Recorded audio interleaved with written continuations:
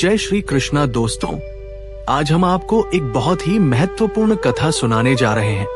इस कथा के माध्यम से हम आपको ये बताएंगे कि इस संसार में सबसे बड़ा दान कौन सा होता है जिसे करने से पूर्ण पुण्य की प्राप्ति होती है और कैसे हम बुरे लोगों की पहचान कर सकते हैं। दोस्तों, इस कथा के माध्यम से आप जानेंगे कि बुरे लोगों की पहचान कैसे की जा सकती है, तो कृपया आप इस कथा को शुरू से अंत तक ध्यान से सुनिए, क्योंकि अधूरा ज्ञान मानव जीवन में अनेक कठिनाइयों का कारण बन सकता है। कथा आरंभ करने से पहले यदि आपने हमारे चैनल का प्रवाह को अभी तक सब्सक्राइब नहीं किया है तो जरूर सब्सक्राइब करें, वीडियो को भी लाइक करें और अपने प्रियजनों के साथ भी शेयर करें। कमेंट बॉक्स में लिखिए जय श्री राधे कृष्ण। दोस्तों, एक बार भगवान श्री हरि विष्णु जी और माता लक्ष्मी जी क्षीर सागर में अपने आसन पर बैठे हुए थे। तब भगवान विष्णु जी ने देखा कि माता लक्ष्मी जी किसी गहन सोच में है। माता लक्ष्मी जी को गहन सोच में देखकर भगवान विष्णु जी मुस्कुराते हुए बोले, हे देवी, ऐसा प्रतीत होता है कि आज आप किसी गहन विचार में डूबी हुई हैं। आप निसंकोच होकर अपने प्रश्न पूछिए, हम आपके सभी प्रश्नों का समाधान अवश्य ये करेंगे। भगवान विष्णु जी की बात सुनकर माता लक्ष्मी ने कहा, है प्रभु, आज मेरे मन में एक जिज्ञासा है। मैं ये जानना चाहती हूँ कि इस दुनिया में सबसे बड़ा दान कौन सा है जिससे पूर्ण पुण्य की प्राप्ति होती है और बुरे लोगों की पहचान कैसे की जा सकती है। मनुष्य उन लोगों को कैसे पहचान सकते हैं। तब भगवान विष्णु जी ने माता लक्ष्मी जी से कहा, है देवी, आपने सचमुच मानव जाति के कल्याण हेतु अति महत्वपूर्ण प्रश्न पूछे हैं। ये प्रश्न मनुष्य के जीवन में अत्यंत मूल्यवान है, इसलिए मैं आपको आपके इन प्रश्नों के उत्तर एक महत्वपूर्ण कथा के माध्यम से दूंगा।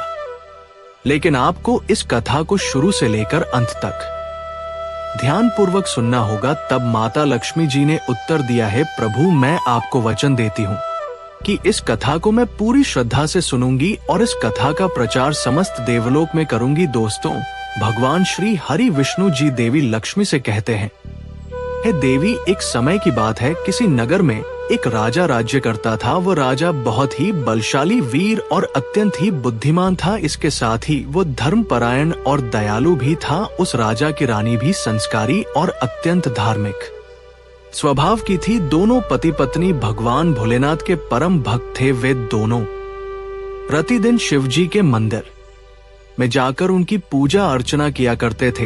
ये उनका प्रतिदिन का नियम था। वो राजा अपने राज्य को धर्मपूर्वक चला रहा था। उसके राज्य में कोई भी व्यक्ति दुखी नहीं रहता था, बल्कि सारी प्रजा सुख और वैभव से संपन्न रहती थी।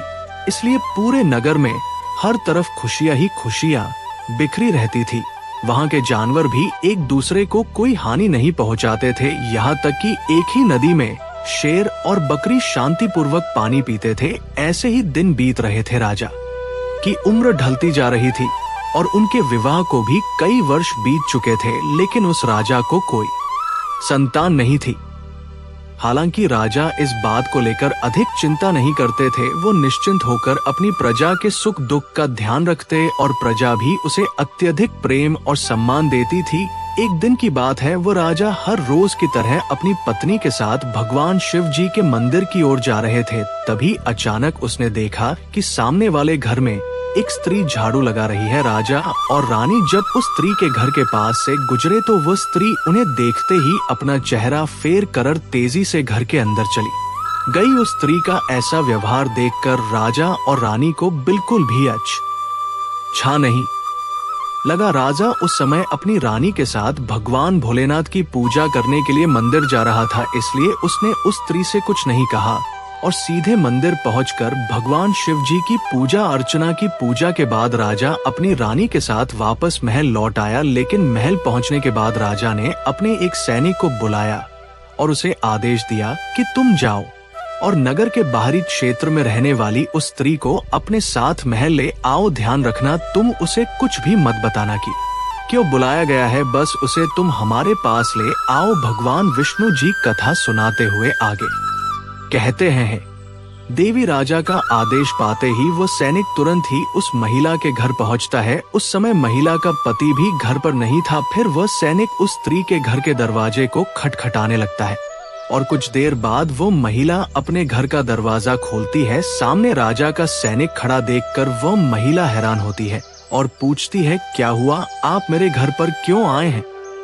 उस महिला की बात सुनकर राजा का वो सैनिक उससे कहता है, चलो मेरे साथ, महाराज ने तुम्हें राजमहल में बुलाया है, उन्हें आपसे कुछ बात पूछनी है। ये सुनकर वह महिला अपने मन में सोचती है, आखिर महाराज का आदेश है, इसे ठुकराया तो नहीं जा सकता, मुझे राज दरबार में जाना ही होगा। उसके बाद वह सैनिक उस स्त्री को अपने साथ लेकर राजमहल पहुंच गया। महल में पहुंचकर वह महिला राजा को प्रणाम करती है और कहती है, महाराज आपने मुझे अचानक यहाँ राजमहल में क्यों बुलाया है? क्या मुझसे कोई गलती हो गई है? उस स्त्री की बात सुनकर राजा कहता है, तुम मुझे एक बार बताओ, आज सुबह जब मैं और मेरी पत्नी भगवान शिव जी के मंदिर जा रहे थे तो तुमने मुझे देखकर अपना मुंह फेर लिया और मुझे आते हुए देखकर तुम दौड़ते हुए अपने घर में चली गई। तुमने मुझे देखकर ऐसा दुर्व्यवहार क्यों किया? तब वह महिला निर्भीकता से राजा से कहती है, महाराज आप भले ही मुझे मृत्युदंड दे तो भी मुझे कोई ऐतराज नहीं,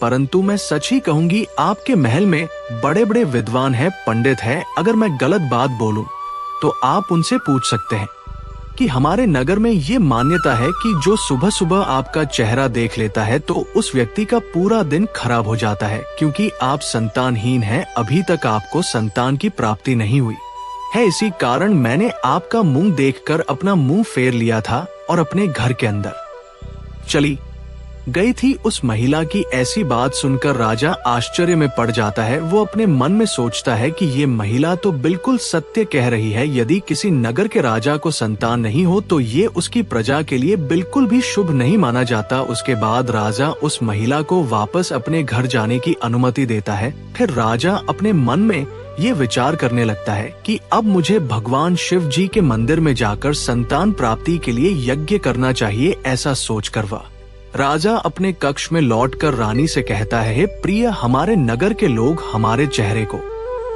देखना भी पसंद नहीं करते हैं, क्योंकि हमारे पास अभी तक कोई संतान नहीं है। इसलिए हमें भगवान शिव जी के मंदिर में जाकर संतान प्राप्ति का यज्ञ करना चाहिए। हम भगवान भोलेनाथ के मंदिर में चलते हैं और भगवान शिव से प्रार्थना करते हैं कि वे हमें पुत्र प्रदान करें। राजा की बात सुनकर रानी भी उसकी बात मान लेती है। फिर राजा और रानी दोनों भगवान शिव जी के मंदिर पहुंचते हैं और भगवान शिव जी की पूजा करके संतान प्राप्ति के लिए यज्ञ का आयोजन करते हैं। भगवान विष्णु जी कथा सुनाते हुए आगे कहते हैं, हे देवी, पुत्र प्राप्ति के लिए राजा और रानी ने यज्ञ का आयोजन किया, लेकिन यज्ञ संपन्न होने के बाद भी उन्हें संतान की प्राप्ति नहीं हुई। यज्ञ के निष्फल होने से राजा अत्यंत निराश हो गया। यज्ञ का आयोजन करने वाले पंडित जी भी सोच में पड़ गए। पंडित जी ने मन ही मन सोचा, अब तक जितने भी यज्ञ मैंने किए हैं उनमें से कोई भी यज्ञ आज तक विफल नहीं हुआ है। इसका अर्थ ये है कि शायद इस राजा के भाग्य में ही खोट है और ऐसा प्रतीत होता है कि ईश्वर ने इस राजा के भाग्य में संतान का योग नहीं लिखा है। इसलिए संतान प्राप्ति का यज्ञ करने के बाद भी उसे संतान की प्राप्ति नहीं हुई। राजा हर संभव प्रयास करके थक चुका था और